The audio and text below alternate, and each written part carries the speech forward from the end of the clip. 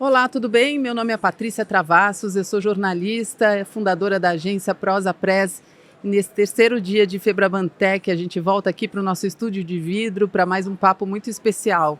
Hoje a gente vai falar sobre o futuro das transações financeiras diante de tantos golpes e tentativas de ataques de cybercriminosos. Como é que as instituições e empresas do setor estão fazendo para se proteger? E, claro, proteger os clientes. Para falar desse assunto, a gente tem aqui dois convidados, a Adriana Almeida, que é diretora executiva de risco da Visa do Brasil, e o Walter Faria, diretor de serviços, prevenção a fraudes e segurança bancária da Febraban. Obrigada pela visita aqui ao nosso estúdio, obrigada pelo tempo de vocês. Eu agradeço. Olha só, antes da gente começar, eu queria apresentar um pouquinho mais da experiência dos meus convidados. A Adriana é responsável por gerenciar o relacionamento da Visa com os parceiros de segurança e lidera a equipe responsável pela gestão de riscos da empresa. Tem mais de 25 anos de experiência no segmento de meios de pagamentos digitais e 18 anos só na Visa. Gente, os pagamentos digitais já têm mais de 25 anos? Interessante. Bem mais. Que coisa, parece que foi ontem, não é? Que a gente ia para o banco pagar boleto. Mas é que a nossa percepção foi que depois da pandemia a gente se tornou digital, mas isso já é um processo que vem ao longo dos anos. Né? Aí que democratizou mesmo, Aí né? que democratizou. Bom, ela já atuou na área de crédito, cobrança e prevenção a fraudes da Credicar e na administração de risco na Cielo. É formada em administração de empresas com especialização em finanças e marketing. O Walter é um experiente executivo do setor bancário, atua há 54 anos no mercado financeiro, coordenando as áreas de prevenção a fraudes documentais ou eletrônicas, segurança física das agências e serviços bancários. Participou e coordenou de implantações de automação da arrecadação bancária, cobrança interbancária, automação do protesto de títulos e outras. Também participou de diversos fóruns sobre a prevenção a fraudes, principalmente junto à Polícia Federal. É você mesmo que pode contar para a gente a história dessa digitalização toda? Tá certo. A gente quer saber, exatamente. Histórico riquíssimo. Não é? Poxa vida, porque a gente tem essa percepção, realmente, talvez, muito pela própria experiência, né? Então, quando a gente começou a adotar esses novos hábitos, ou pagar todas as contas de casa pelo celular, né? Eu me lembro que quando a gente começou a fazer esses pagamentos digitais, eu imprimia ainda os comprovantes, né? Aquela coisa. Aí depois você fala, para quê, meu Deus, né? Então, essa mudança de comportamento, quer falar um pouquinho sobre isso? Não. É que a impressão do comprovante é uma coisa de raiz nossa de guardar papel, né? De guardar documento. Que coisa, né? Mas com a digitalização, a gente acabou migrando e não fazendo mais isso. Se precisar, está no aplicativo do banco. Então, tá simples, né? Não, e pela consciência ambiental agora também tem a questão da também. sustentabilidade. A gente foi mudando, foi criando essa consciência realmente ao longo do tempo. Mas, Adriana, eu vou começar com você. Todos os dias a gente lê notícia de um golpe novo, uma fraude nova, os ataques cibernéticos estão cada vez mais sofisticados, inclusive, e a gente sabe que um dos grandes alvos são os cartões de crédito. Além disso, a gente sabe que o investimento das empresas e dos bancos está muito forte nessa área. É um dos top 3 para onde vão os investimentos bancários e de uma empresa como a Visa. Conta para a gente da sua experiência, como é que isso é lá dentro da Visa. Bom, globalmente a gente já vem fazendo esse investimento, né, em inteligência artificial, em ferramentas, justamente para tentar coibir, né, e buscar ali uma solução mais tecnológica, né, que venha a endereçar esse ponto tanto dos golpes, né, cibernéticos, como com os golpes também que existem aqui, que a gente chama no mundo físico, né? Então, o Brasil, né, por uma questão, acho que até tecnológica e também pela sofisticação que a gente tem hoje da fraude, né, aqui localmente, a gente vem sendo bastante desafiado, né, em relação a isso, e o Brasil tem sido até pioneiro em algumas medidas extras, fora a parte da inteligência artificial, que a gente já utiliza há mais de 30 anos, né, e vem trazendo ferramentas e o modelo de escoragem que a gente vai atualizando, né, praticamente diariamente, né, com relação ao que está acontecendo.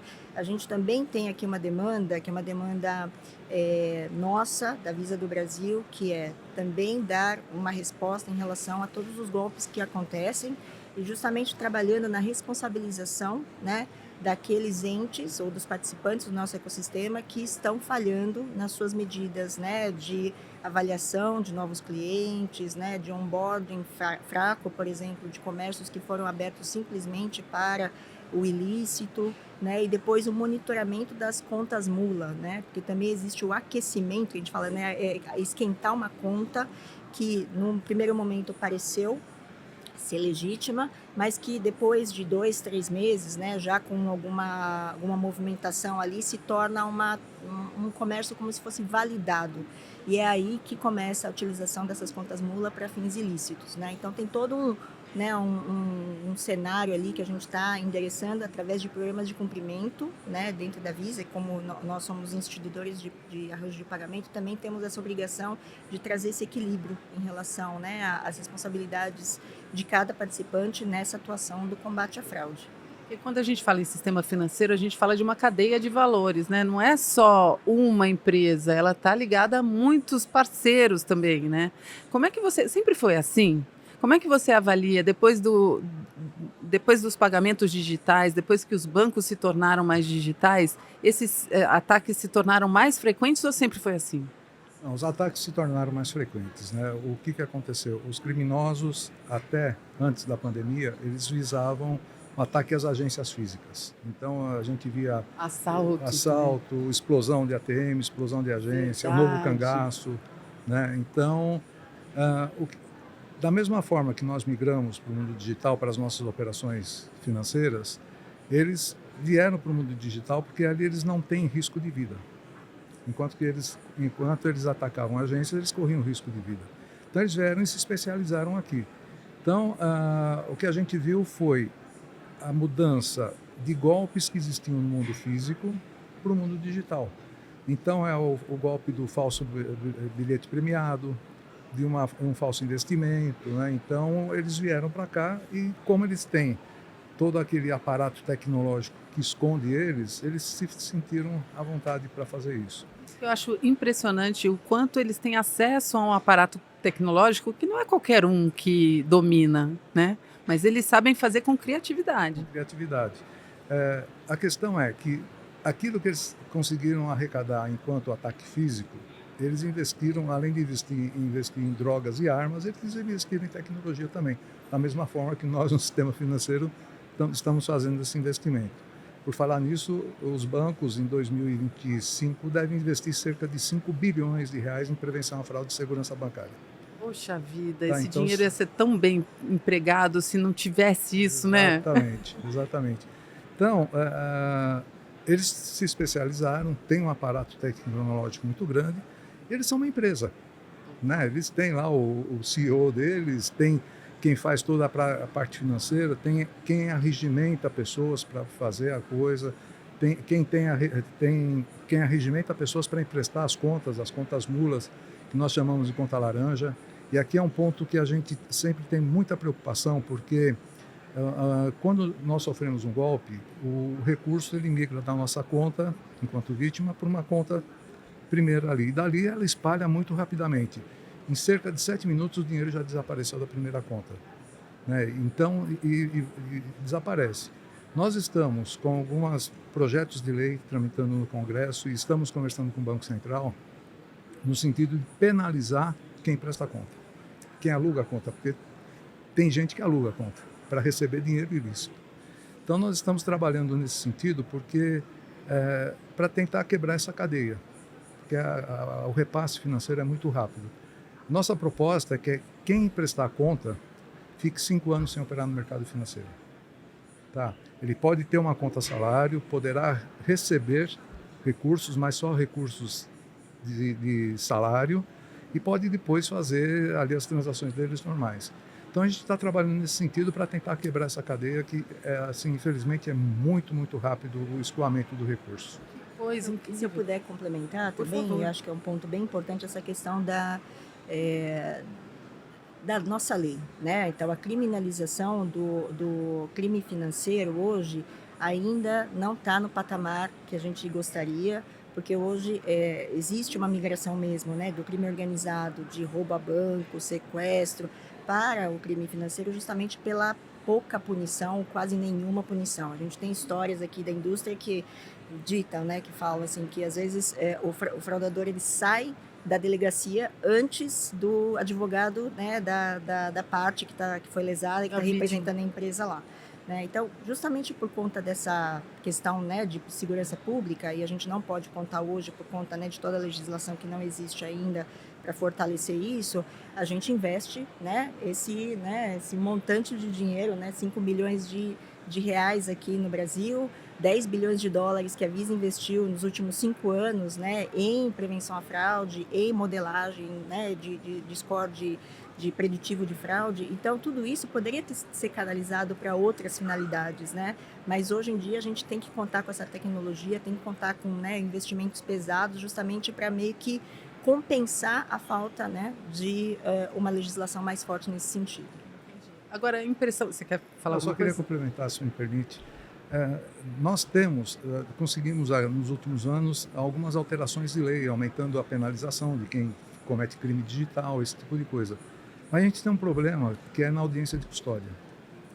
O golpista é pego, né? A gente tem um trabalho intenso junto com as polícias, né? Ele é pego, vai para a audiência de custódia. Como não houve um dano físico para a vítima, o juiz acaba liberando. Mas não teve dano físico, teve um dano psicológico, que também é preocupante. Inclusive, agora no último mês, nós tivemos a notícia de uma senhora que perdeu todo o recurso dela da vida toda e ela se suicidou. Nossa. Então, tem esse lado, né, o dano psicológico. Só que, como você falou, a nossa lei não acompanhou essa mudança toda para o mundo digital. O Poder Judiciário também não acompanhou, eles ainda estão com a cabeça do mundo físico, quando tinha os ataques, tudo. Então, a gente tem essas frentes de atuação para tentar melhorar e tentar punir quem pratica os golpes. Porque essa atualização vai correndo atrás de uma coisa que já está lesando muita gente, né? Exato. A Febraban tem uma atuação diante dessa legislação trabalha em função de ser possível mudar uma legislação, falando em nome dos bancos como um todo? Nós temos uma entidade que nos representa, que é a CNF, a Confederação Nacional de Instituições Financeiras, que ela nos auxilia nesse trabalho legislativo. Temos na Febraban uma diretoria de relações institucionais.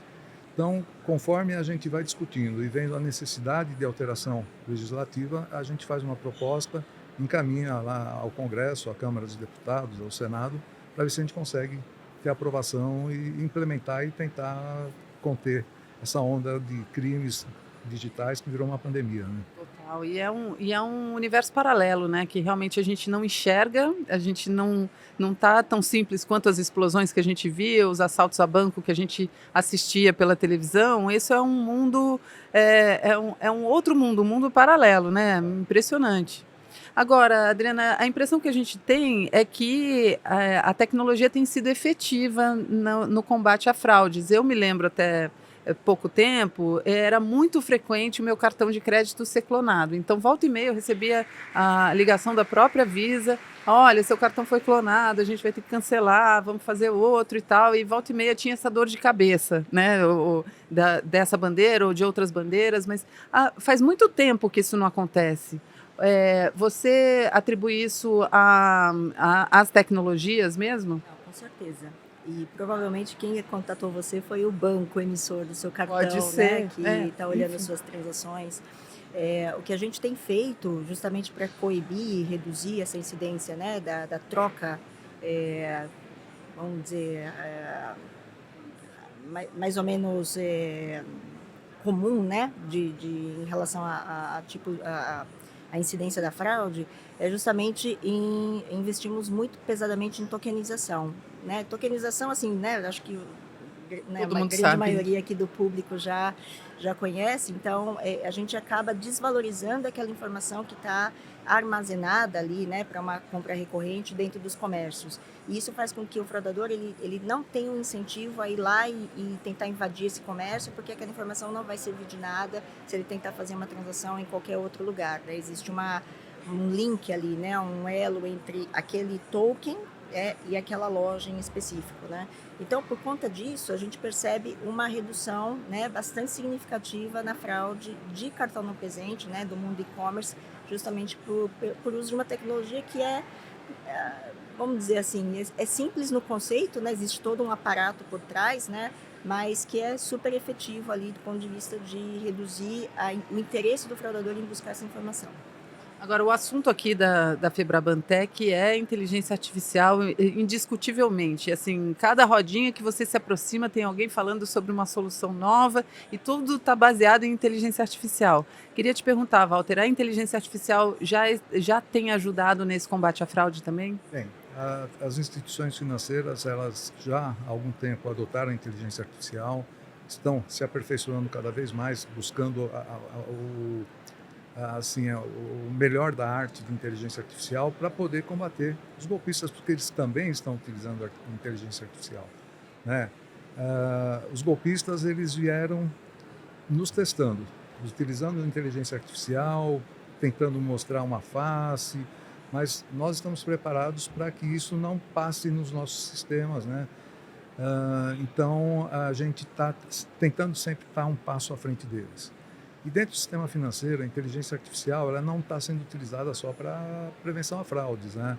Ela está sendo utilizada no relacionamento com o cliente, ela está sendo utilizada numa busca, por exemplo, de uma pessoa que você tem como cliente, a instituição tem como cliente. Então, a inteligência artificial, ela consegue vasculhar tudo que tem a respeito dessa pessoa nas mídias, em jornais, tudo, e dali traz um diagnóstico para a instituição financeira que vê se vai mantê-lo como cliente ou não, né? Então, são várias frentes, né? A inteligência artificial, quando utilizada nas agências também, questão de câmeras inteligentes, para que a gente tenha todo um processo de reconhecimento dos golpistas, tenha todo um processo de ter uma segurança para o nosso cliente de que aquilo que ele está fazendo nos nossos aplicativos são seguros, ele pode continuar utilizando sem qualquer problema. É uma convergência tecnológica, né? No fim das contas, porque você tem a biometria, você tem os seus hábitos que estão sendo traqueados o tempo inteiro, né? A forma como você digita a senha, quer dizer, acordou, você está sendo monitorado, né? Hoje em dia é muito assim. E vai piorar. Computação quântica, né, Adriana? O que você espera? Você acha que isso também entra quando o assunto é combate à fraude? Com certeza, a gente teve até um papo dentro do nosso espaço ontem lá na Visa, né, onde a gente discutiu essa questão da computação quântica e quando que chegaria, né, essa realidade, porque parece que é uma coisa muito futurista, né, vamos falar, sei lá, daqui a 50 anos, mas na verdade a gente está projetando, né, que a computação quântica vai ser uma realidade nos meios financeiros, inclusive, em 5 anos, né, em 2030. Então a gente está antecipando bastante isso.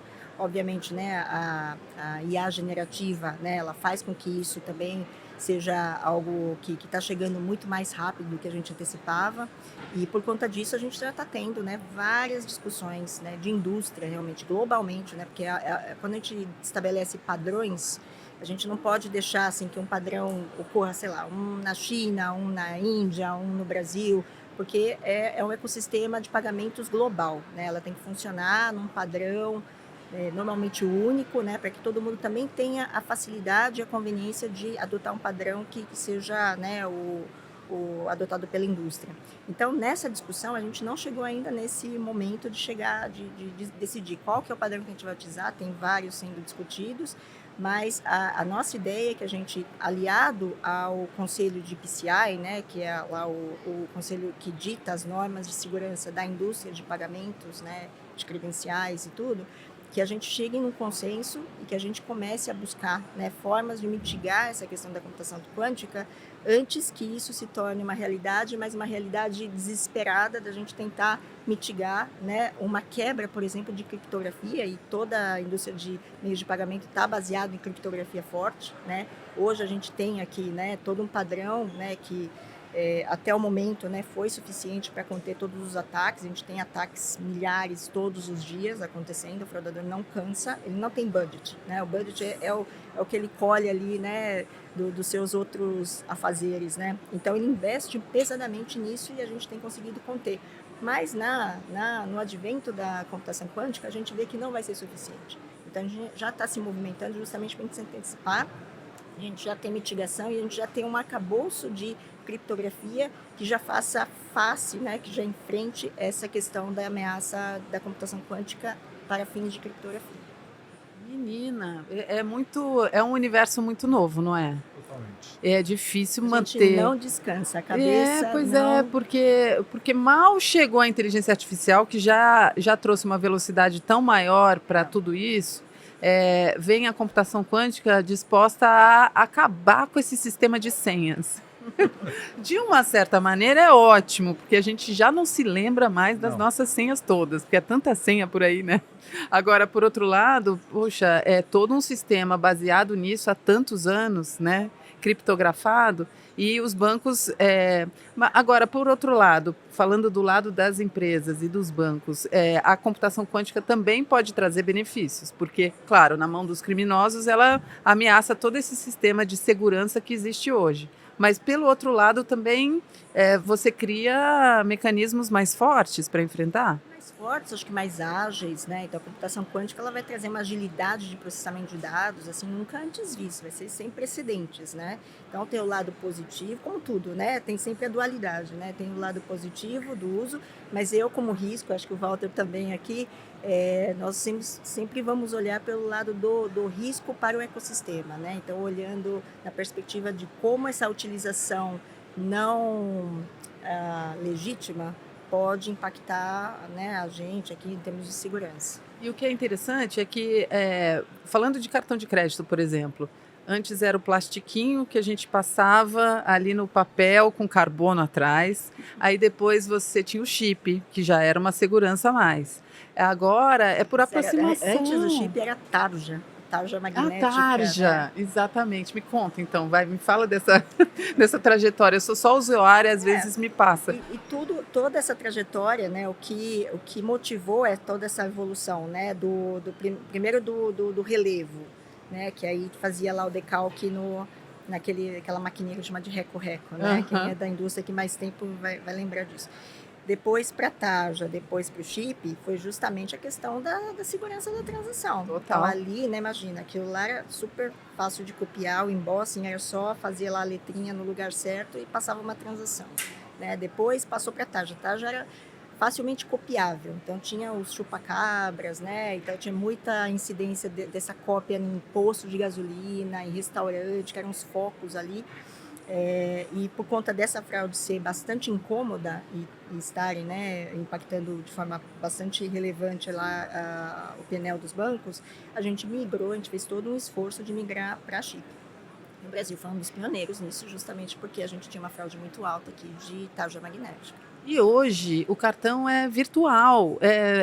Eu tô com ele aqui no meu celular. É só eu aproximar, já aprova numa rapidez. Tem chave de criptografia aí. Pois é, para mim é mágica, é pura mágica. Eu acho sensacional. E aí eu te pergunto, Walter, toda essa evolução, ela abriu espaço para mais tentativas de golpes, porque às vezes a sensação é de que é tudo tão eficiente que é mais difícil. Não, é mais difícil. O que acontece? Nós, sistema financeiro, estamos investindo muito na questão de prevenção a fraudes. Então, os aplicativos que nós temos nos nossos celulares, eles são muito seguros, desde a concepção até a instalação. Então, hoje, quando você acessa o celular, muitos dos bancos pedem dois fatores de autenticação, senha, biometria, e muitas vezes, mesmo assim, você fica lá vendo ele rodar, é porque ele está fazendo validações internas do sistema para verificar se é você mesmo que está fazendo a transação. Então, o que aconteceu? Os golpistas, eles tentavam entrar nos aplicativos e não conseguiram. Eles foram para o lado mais frágil da relação financeira, que é o nosso cliente. Então, através da engenharia social, né, em que ele consegue obter os nossos dados, que infelizmente está à venda, né, os nossos dados estão à venda, ou mesmo através das mídias sociais, que uma boa parte das pessoas coloca tudo ali da vida dela, né, ele entra em contato e consegue convencer a pessoa a passar os dados. E daí, através da engenharia social, ele consegue acessar as informações financeiras e daí sim conseguir fazer os golpes. Então, os aplicativos, toda a parte de cartão, a aproximação, tudo isso é muito, muito seguro, muito seguro. Vários bancos, ao você utilizar o cartão por aproximação, você tem um limite para fazer. A partir daí você tem que colocar sua senha ou fazer a biometria. Então você vê que sempre traz um duplo fator para tentar mitigar a questão de golpes e fraudes. Mas, infelizmente, eles vão ali para o lado mais frágil e para isso a gente investe muito em conscientização. A gente trabalha muito fortemente em conscientização, Febraban e os bancos, a cada data comemorativa, hoje é Dia dos Namorados, né? Então a gente soltou muita coisa na mídia, orientando as pessoas para tomar cuidado, porque é a época que vem falsas ofertas, né? Produtos que custam aí 15, 20 mil reais, ofertando a 3, 4 mil reais, né? E como o brasileiro gosta de levar vantagem em tudo, né? Acaba caindo e perdendo dinheiro, né? Porque aquele produto não existe. Então a gente tem esse trabalho constante na Febraban de conscientização. Fizemos uma campanha grande no final do ano, vamos reeditá-la a partir do próximo mês, que é para tentar fazer com que as pessoas vejam que o sistema é seguro, mas ela também precisa tomar cuidado. Sim, total. Eu queria até pegar um gancho aqui que eu acho assim, crucial esse ponto que o Walter trouxe em relação ao elo mais fraco, que pode ser o elo mais forte, né? O elo mais fraco é aquele cliente ou aquele consumidor que não conhece dos golpes, que ele está mal informado em relação às possibilidades de fraude ou de golpes que eles podem, né, sofrer. E se a gente fizer, né, esse movimento de indústria, então na Febraban já existe isso, na ABECS, né, que é a Associação de Cartões, também a gente já fez um movimento de conscientização. Então tudo isso para empoderar o nosso cliente, nosso consumidor, né, final, para que ele conheça das ameaças, né, e se prepare e entenda que aquilo tá acontecendo nas mídias, né, nas redes sociais, de forma ativa, né? Então ele vai ser contactado por um fraudador, numa tentativa ali de um golpe de engenharia social. Então, se ele já está alerta, então ele pode ser também um agente nosso de prevenção à fraude. Então ele vai ligar para o banco, ele não vai cair, ele vai simplesmente desligar aquela transação e a fraude não vai ocorrer.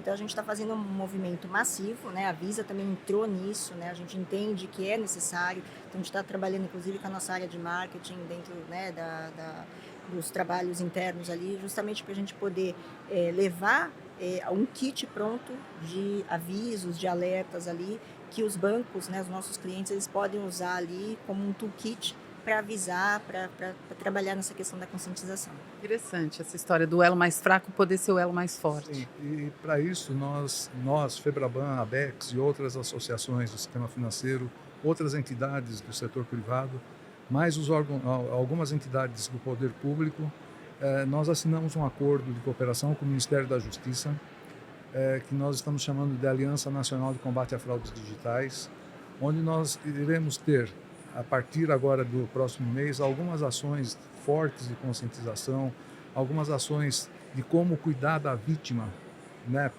Porque a gente, infelizmente, hoje, a vítima cai no golpe, como eu citei agora há pouco, aquela senhora, né? Então, a gente vai partir para ações que tentar minimizar o sofrimento das pessoas e, por outro lado, orientá-las. Também estamos trabalhando no sentido de troca de informações para que a gente tenha um banco de dados mais completo em nível nacional de golpistas, para que ele não consiga sair do banco A e para o banco B, ou sair da Visa e para outra empresa de cartão. Então a gente está nesse trabalho forte, é um trabalho que está começando agora, são 5 anos para a gente poder implementar todas as ações que nós estamos trabalhando. Então a gente, enquanto sistema financeiro, a gente vê que a questão de golpes e fraudes é uma coisa séria e não é só sistema financeiro, é toda a sociedade, né? E por isso do envolvimento do Ministério da Justiça e de todas essas entidades que eu citei.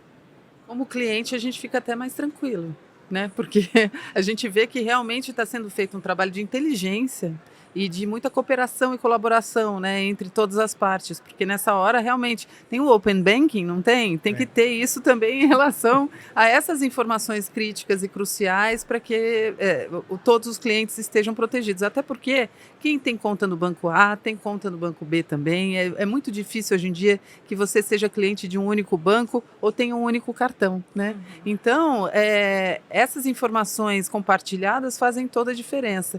No seu painel, eu tenho aqui anotado, eu não consegui assistir, mas eu sei que você falou muito sobre desmonetização dos criminosos. Você quer falar um pouquinho sobre isso? Na verdade, é uma aliança que a gente está fazendo da cibersegurança, né, que, vamos dizer assim, num passado não tão remoto, né, ele cuidava muito mais do perímetro, né, então, assim, de fora para dentro, né, uma proteção ali de uma camada, vamos dizer assim, da cerca da nossa casa para fora, né. E agora o que a gente está querendo, né, promover mais e mais é essa junção, né, do alerta que existe na cibersegurança, das várias ameaças que são detectadas todos os dias e como isso chega para a operação de prevenção à fraude, de uma forma rápida, uma forma fluida, né, com uma orquestração de informação que hoje ainda não existe. A gente vê bastante oportunidade dessas informações, desses alertamentos chegarem para a equipe lá de prevenção à fraude, justamente para poder fazer uma ação rápida e desmonetizar a fraude, né, de forma mais também agilizada. Hoje, a falta dessa comunicação, né, de forma fluida faz com que o fraudador tenha tempo para operacionalizar o golpe, né, ou trabalhar naquela vulnerabilidade que ele encontrou. Então, quanto mais rapidamente a gente mitigar, menos ele vai ser bem sucedido, menos ele vai querer também atacar a nossa indústria. O sistema financeiro está trabalhando no processo de aproximação das áreas de cyber com as áreas de prevenção a fraudes. Até há bem pouco tempo atrás eram áreas distintas, né? Agora se viu que o que está acontecendo aqui começou aqui, né? Então os bancos estão trazendo tudo para dentro do mesmo perímetro de atuação para que a gente possa fazer esse trabalho que a Adriana citou. Muito interessante, porque para quem não trabalha nessa área, parece que é tudo a mesma coisa, quase o mesmo departamento, mas não é. Realmente, até agora, eles são departamentos separados, como se trabalhassem em universos diferentes, né? E agora, ou a teoria, a prática, sei lá, mas assim, colocar realmente na prática da prevenção aos golpes do dia a dia, que envolvem clientes, é muito interessante, porque a das empresas, tecnologia mesmo. são diretorias apartadas, né? Cibersegurança fica mais do lado de TI, né? Prevenção à fraude fica mais do lado ou de cartões ou da segurança em si, né? Das transações. Então, não são diretorias únicas, né? Então, justamente o que a gente quer é criar elos, né? Entre essas duas. Não precisa unificar, né? Estruturalmente, mas criar elos de comunicação ali de forma mais eficaz do que existe hoje. Bacana. Eu queria muito agradecer a presença de vocês. A gente já vai para as considerações finais. Queria saber se vocês querem deixar algum recadinho final aqui para a nossa audiência. Acho que eu posso só complementar. Primeiro, agradecer, né, a oportunidade, né, dessa conversa. Eu acho que cada vez mais é importante que haja essa conscientização, né, do que existe em termos de ameaças e como também a indústria está reagindo a isso. A gente não está parado, a gente está super ativo, né, nas camadas, né, legislativas, na camada também de law enforcement, né, nessa questão aí de polícia e também, né, enquanto isso não anda no pace, né, no ritmo que a gente gostaria, investindo pesadamente em tecnologia. Então, isso é uma certeza, né, que os consumidores podem ter. E outra é também reforçar essa questão da colaboração e da divulgação, né? Então, cada vez mais a gente está conseguindo alcançar as pessoas, né? A gente vê também já resultados ali em relação à redução da incidência dos golpes, ou as pessoas falando mais, olha, tentaram me pegar aqui. Acho que as pessoas estão mais desconfiadas, né? Já estão um pouco alertas, porque quando a esmola é demais, né? A gente tem que desconfiar. A gente gosta, sim, de um descontinho, mas às vezes é demais, né? 10, 15% tudo bem, mas assim, né? Às vezes é um pouquinho demais. 20º, né? Não faz o menor sentido. Então, a gente tinha percebido no passado, né, que a questão de não falar de golpes, não falar de fraude, só acho que ajudava o fraudador, né? Não ajudava a indústria de forma geral, então por isso que a gente agora está se unindo, né? De forma individual ainda existem lá os movimentos, mas acho que essa união, né, das associações, da FEBRABAN, da ABECS, em falar disso de forma, eu acho que mais organizada, né? Tem ajudado bastante nessa divulgação e também o que o consumidor tem que fazer naquele momento, é também um educacional nesse sentido. O que o consumidor deve fazer? É entrar em contato com o seu agente de cartão ou seu banco? Isso, se desconfiar que tem alguma, né, alguma questão lá estranha, entrar em contato, né, ali através dos canais que já existem, né, nas credenciais já tem lá os números, né, específicos, e também não cair no golpe, né, porque é só o fato de você não participar e não compartilhar seus dados pessoais, né, né, de forma assim muito despreocupada, isso já é assim, algo que a gente já entende como bastante interessante. Agradecer pela oportunidade. Eu acho que essa conversa que é importante para a gente poder levar sempre o processo de conscientização, de conhecimento do que acontece, né? E também dizer que as pessoas elas têm que ficar muito atentas, né? Não é porque veio uma oferta tentadora, como a Adriana falou, que você vai tocar à frente. Chegou, primeiro pense, vê se realmente aquilo é factível, qualquer ocorrência com a sua conta, desliga o telefone, liga para os canais oficiais do banco para ver se efetivamente está acontecendo, né? E procure não deixar muito expostos seus dados pessoais, seus dados financeiros, porque isso é matéria-prima riquíssima para os golpistas. E a gente tem que fazer com que as pessoas se conscientizem disso, e é um trabalho que a gente faz constantemente, né? E agora, com esse acordo com o Ministério da Justiça, tudo, a ideia é a gente ampliar todo esse processo para que a gente consiga acabar, infelizmente não consegue acabar, mas reduzir muito o que a gente tem de ocorrência de golpes e fraudes. Olha, eu fico com a esperança de que em breve a gente consiga usar esses 5 bilhões de reais para fins mais bacanas, entendeu? Em prol dos clientes. E não, claro que é em prol dos clientes também, esse combate à fraude, é óbvio. Mas eu digo o seguinte, nos nossos descontinhos, quem sabe? Agradeço demais a vocês. Desculpe as brincadeiras, mas eu queria agradecer Walter Faria, diretor de Serviço, Prevenção a Fraudes e Segurança Bancária da FEBRABAN, e Adriana Umeda, diretora executiva de Risco da Visa do Brasil. Obrigada pelo tempo de vocês, obrigada pela audiência que acompanhou o nosso papo aqui ao vivo e obrigada a você que acompanhou o nosso papo aí do escritório, de casa, da academia ou do trânsito. Continua com a gente porque ainda tem muito mais papo interessante aqui na FEBRABAN Tech 2025. Até já!